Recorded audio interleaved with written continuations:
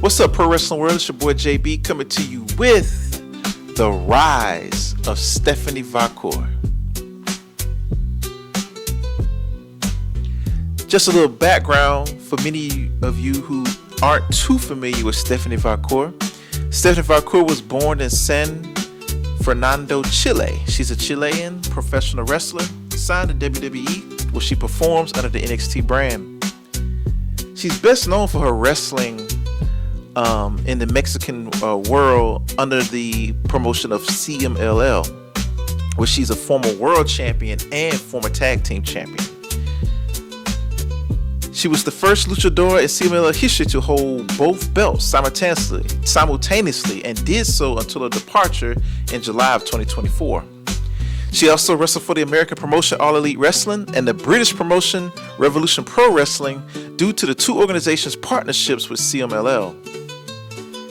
She also is known for her stints in major Japanese promotions such as World Wonder Ring Stardom, Ice Ribbon, Tokyo Joshi Pro Wrestling, and New Japan Pro Wrestling, where she was the former Strong Women's Champion title holder. Stephanie Vaquer has been wrestling for a total of 15 years. She debuted in February of 2009. Earliest known documented matches featuring Vaquer occurred in August of 2010 at small events in Chile, where she went by the ring name The Dark Angel.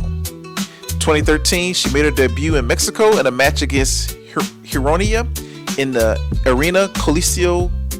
I can't even pronounce this, guys. I'm so sorry. But in Mexico, she would later train under Ricky Marvin, Ultimo Guerrero, Grand Apache, and Villano IV. Stephanie Vaquer, in 2018, she debuted in Japan in the women's promotion Stardom, where she wrestled 5 matches in over 3 weeks from July to August, including a title match. That same year, she was a part of a tryout for the American promotion WWE, which was being held in her home country of Chile. And Stephanie Vaquer is also a huge fan of Rey Mysterio. Vaquer began wrestling for CMLL in 2019, where she was CMLL's first South American wrestler. During her time in the CMLL, Stephanie Vaquer became a double champion, the women's champion and the tag team champion. Her tag team partner, they defeated Marcela and Princesca Sujit, and they also defeated La Jarochita and Luiva to become the first Occidente tag team champions. Vaquer will go on to defeat La Catalina for the vacant CMLL Women's Championship. Then, as we go to Vaquer's career and time in New Japan, she defeated Giulia. And Giulia, at the time, was the longest reigning Strong Women's Champion after she defeated Willow Nightingale. Stephanie Vaquer defeated her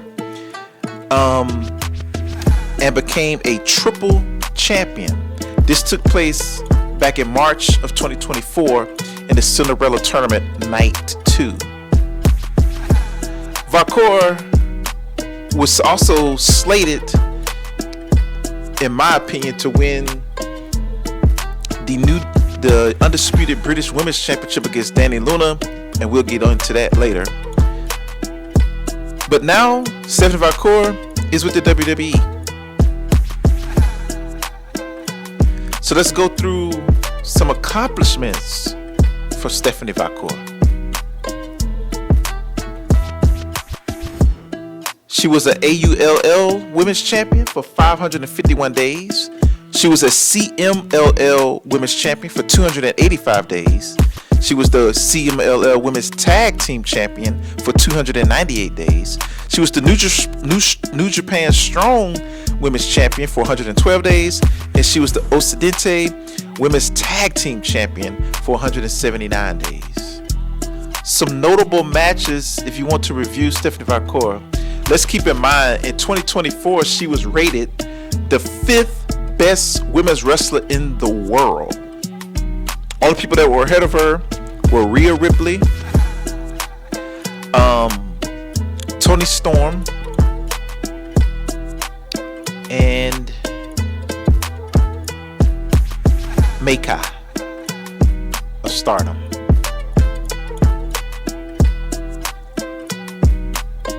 So some noteworthy matches if you're interested in Stephanie Vaquer.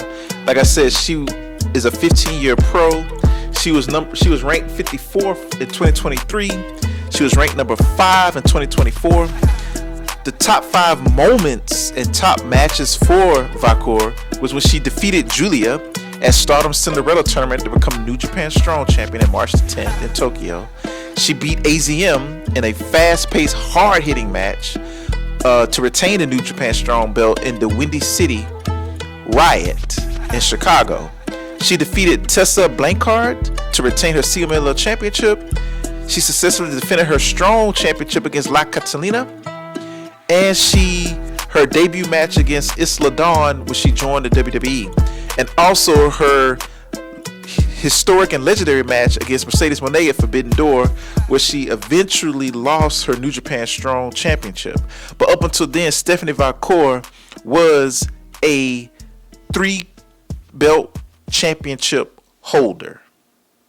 After Stephanie Vaquer's match with Mercedes Mone, where she dropped her New Japan Strong belt at the Forbidden Door on June the 30th of 2024, her name, Stephanie Vaquer, was already a international star, probably the best available, well, not available, but the best international star at that time. Because you got to remember, Giulia had already signed to WWE.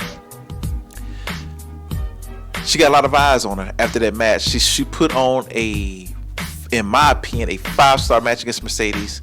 She won the crowd over with her wrestling ability. Because you got to remember, Mercedes went into this title match, and it was title for title. TBS titles on the line too. Mercedes went into this match as a babyface, and Vaquer was the heel. And there was some cheering for Mercedes at the beginning, but when then Stephanie did her classic move with that head crushing to the ground, she won that crowd over, and it was Stephanie chants, and the crowd turned on Mercedes, man. And so around 4th of July, WWE saw this and they offered her a contract. And I guess part of the stipulation was she would have to leave CMLL. So Stephanie Vaquer decided to have her title stripped at CMLL. And she also was slated to win the Undisputed Women's Championship against Dani Luna at Rev Pro for the British Undisputed title. But she also had to cancel those plans as well. It's a lot of criticism about what Stephanie Vaquer did. But when you listen to her promos while she's in the WWE, this woman was hell bent on getting to the WWE. I know a lot of AEW fans, and I'm an AEW fan, who actually wanted her in AEW first. A lot of AEW fans are pissed that WWE came in here and stole her. Well, Stephanie Vaquer, like I said earlier on, was a big fan of Rey Mysterio. She scraped and clawed to get enough funds to go see Rey Mysterio when he was in Chile for a WWE event, right? So she went to go see her idol Rey Mysterio, and she also tried out for the WWE in 2018. So Stephanie Vaquer put herself in position with her great wrestling ability, her great championship pedigree, her great in-ring performance, her great presentation. She put herself in position with Mercedes Mone to get recognized by the United States audience and broader wrestling fan base.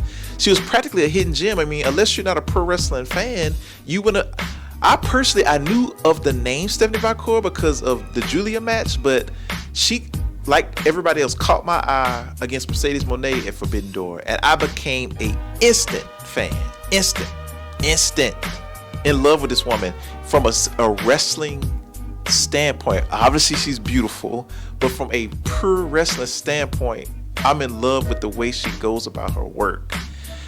So AEW, I don't think they would have had a chance for Stephanie Vaquer if when the WWE put the contract out in front of her. Now, she may have potentially would have signed with AEW, but that would only be if WWE didn't offer her anything. She always wanted to be with the WWE. It's just point blank simple.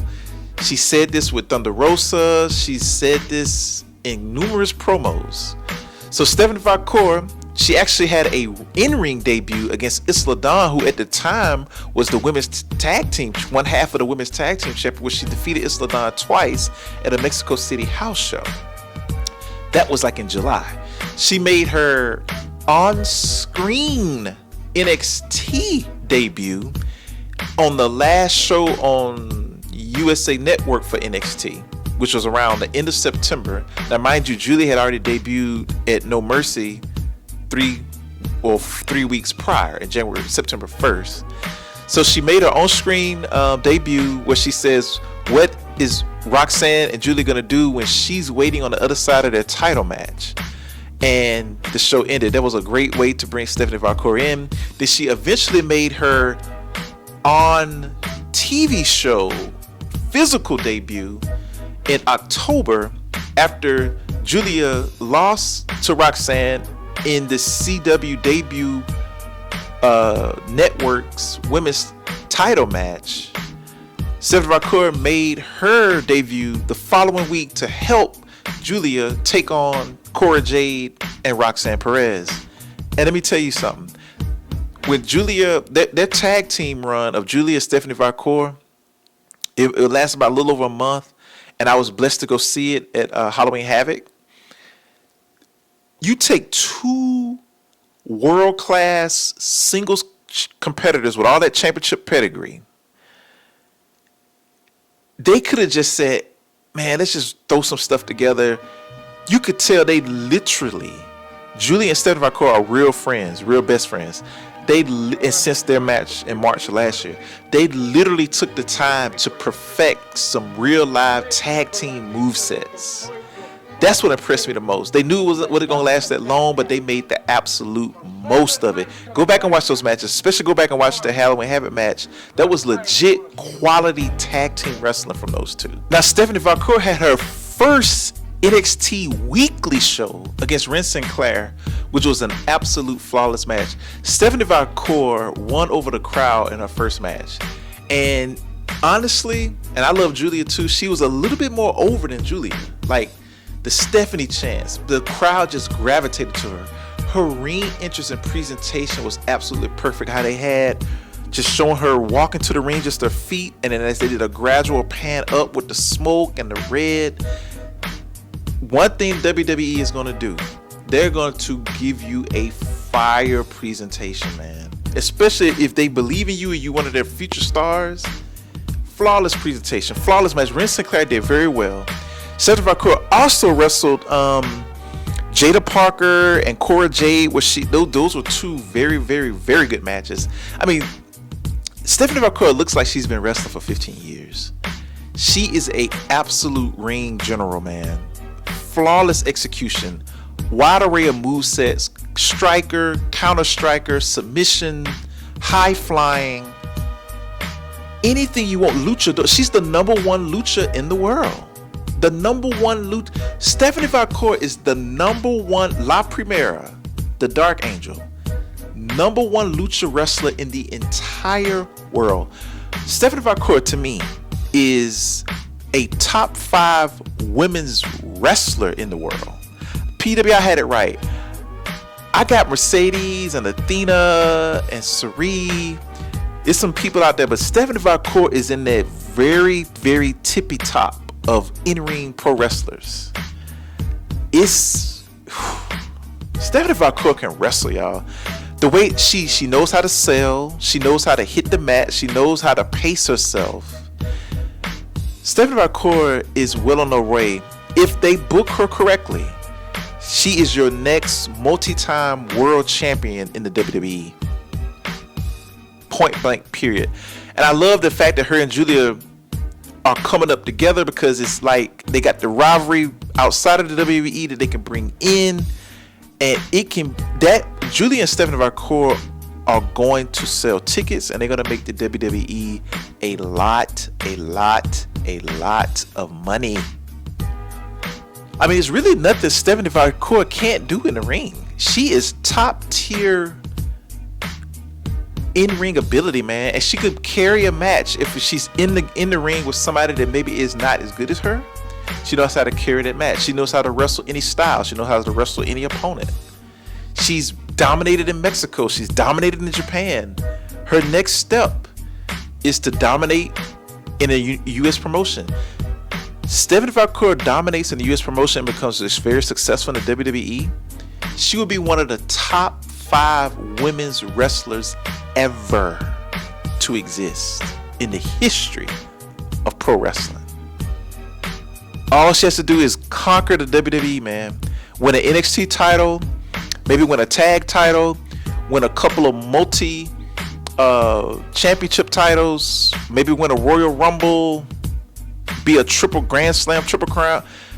The mid card, Stephanie Vaquer, is she what I love about her and Giulia are great inspirations to chase your dreams, man. To be like, hey, English ain't my first language, but my goal is to be the best women's wrestler in the world, and the best way to complete that part of your resume is to dominate in the U.S. promotions, whether WWE, AEW.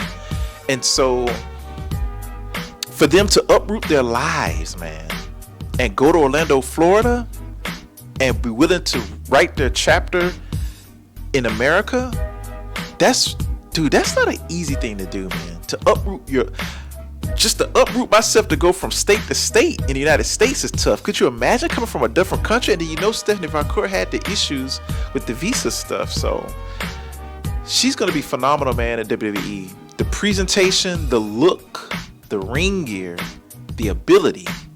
She has everything you want in a professional wrestler. She has aura. She has charisma. She has magnetability where people are just going to be drawn to her, man. So I'm looking forward to her career. I'm following it closely. I'm going to try to attend as many Stephanie Vaquer matches as I can. I went to see her first PLE with Giulia. I'm going out to California to see her wrestle in the Fatal 4-Way match. I'm just extremely excited for Stephanie Vaquer, and I'm a huge fan of her.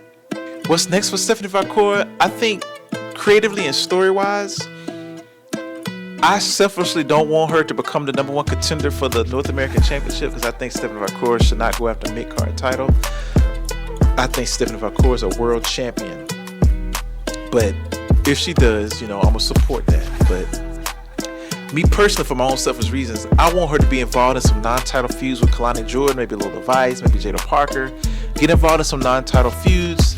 Let Giulia run the division and be the world champion. But I want the road for Stephanie and Giulia to lead to Stand and Deliver, because I want to go to Stand and Deliver and watch Stephanie Vaquer Giulia Part 2. That's my own selfish take, but I would definitely like to see her in some non-title feuds, kind of let Giulia be the face and run a spotlight, because they're both equally popular and you don't want to have competing, you know what I'm saying? So I think that let Giulia run the division, let her have her run, but I think we should have a Stephanie Vaquer Giulia match at Stand and Deliver. I think Stephanie Vaquer should win the match, right? And then you could have a story of, man, Giulia can't beat Stephanie, right? And then the third time they wrestle, you have Giulia defeat Stephanie Vaquer to get the belt back. So that's my take on what's next for Stephanie Vaquer. Only thing Stephanie Vaquer really needs to work on is, obviously, English is not her first language. So everybody knows WWE is a promotion, storytelling first company. Wrestling comes second. Wrestling comes third. She's come from promotions where wrestling is first. WWE is all about TV programs, cutting in-ring promos, cutting backstage promos, cutting head-to-head promos. Stephanie Vaquer learns English, it's a wrap, dude. Because think about this. English limits the foreign talent, the international talent, because you have to go head to head. Look at Seth Rollins and CM Punk. That's what sells. So for her to get involved in the top storylines and to be involved with the top stars in WWE, she has to cut. And we're not asking for Stephanie Vaquer to be perfect in English. She just has to be well enough to be able to cut promos against the top stars so she can be in those big main event type matches, those big matches with Rhea Ripley, Bianca Belair, Asuka. I mean, that's what Stephanie Vaquer needs. It's so many dream matches for Stephanie Vaquer once she hits the main roster. But English speaking promos, it has to be number one option for her. Another improvement I like to see from Stephanie Vaquer is, and she's getting it, she's finding the hard cam. So when you're in the WWE, it's about pauses. It's really about entertainment. The wrestling part down for Stephanie Vaquer. Now she has to entertain us. And she's getting there. She's starting to entertain us, right? Entertainment and then facial expressions. The WWE psychology of facial expressions and emotion. Like, before you hit your big move, look at the crowd and get a reaction. Look at the crowd and show some emotion before you hit the move. And I noticed she did that a little bit in the Cora Jade match. Right before she did her double knees in the corner, or right after she did it, she stood there and looked at the crowd. And now before she does the head smash to the ground, I can't think of the name of that move, but it's properly, you know what I mean? She smiles and puts up the one before she does it. And she looks around and then she does it. Instead of going right into the move, right? Because you don't just want to be wrestling. You want to be able to show some psychology, show some emotion, and entertain the crowd in between your move sets. Stephanie Vaquer gets that down with the English-speaking promos. She's going to be Stephanie Vaquer, if they book her carefully and she makes those improvements that I mentioned, will be a top 5 wrestler in WWE history.